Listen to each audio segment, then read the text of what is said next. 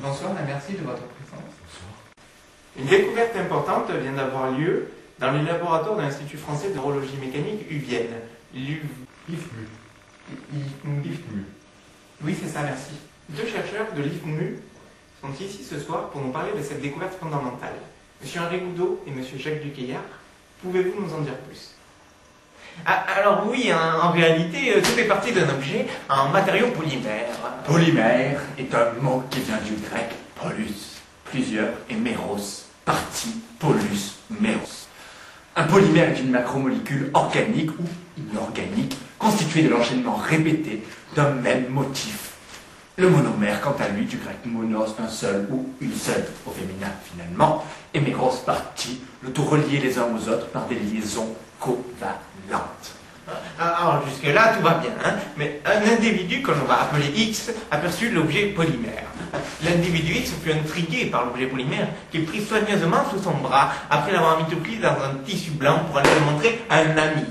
Alors, l'ami susnommé, que nous allons identifier par le pseudonyme anonyme, qui est A2X, donc ami de l'individu X, resta lui aussi perplexe devant l'objet polymère. Alors me direz-vous, mais pourquoi tant de perplexité? Quel est le problème? Attendez, jeunes impatients, vous répondrai-je. Nous répondrons-vous finalement, oui, car nous sommes deux à vous expliquer la situation. Ne nous coupez pas tout comme ça, hein, d'autant que nous allons y venir. Le problème est que les individus X et A2X ne savent pas si le matériau polymère est homopolymère ou copopolymère, et surtout s'il a été obtenu par polyaddition ou polycondensation. Comment allait-il s'y prendre pour résoudre ce problème fondamental? Alors l'individu X et A2X passèrent une nuit blanche, hein, surtout que dans la cour juste en dessous, de jeunes adolescents tardaient leur motocyclette jusqu'à 4 heures du matin. Hein. Alors, heureusement, à l'aube, dans la théorie des relations des matériaux d'Andriner de William Edward Weber et Hermann Staudinger, le grand Staudinger, les deux perplexes trouvèrent un message resté alors obscur à leur sens, jusqu'ici. Je vous restitue le message tel qu'il leur est apparu. Hein. Alors, A2X, je te salue, hein, mais ainsi que toi, individu X. Ne répondez pas tous en même temps, surtout. Votre quête aboutira, mais il vous faudra du temps. Abro, ils sont les groins, abro, namou. Alors, Abro, il saute les groins. Abro, namut.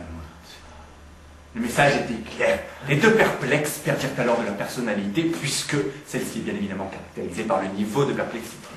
Mais, dans un dernier élan d'affirmation personnelle qui leur rendit leur allure, ils se posèrent la question suivante. Que veut donc dire Abro, il saute les groins, Abro, namut? Alors finalement, A2X eut l'idée géniale de vérifier les propriétés thermodynamiques du matériau polymère. La conclusion tomba comme une épée de Damoclès.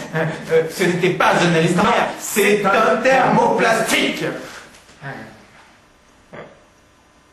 Eh bien, merci pour ces explications des plus exhaustives. Et merci à vous, Eugène Desbris, d'être venu sur notre plateau.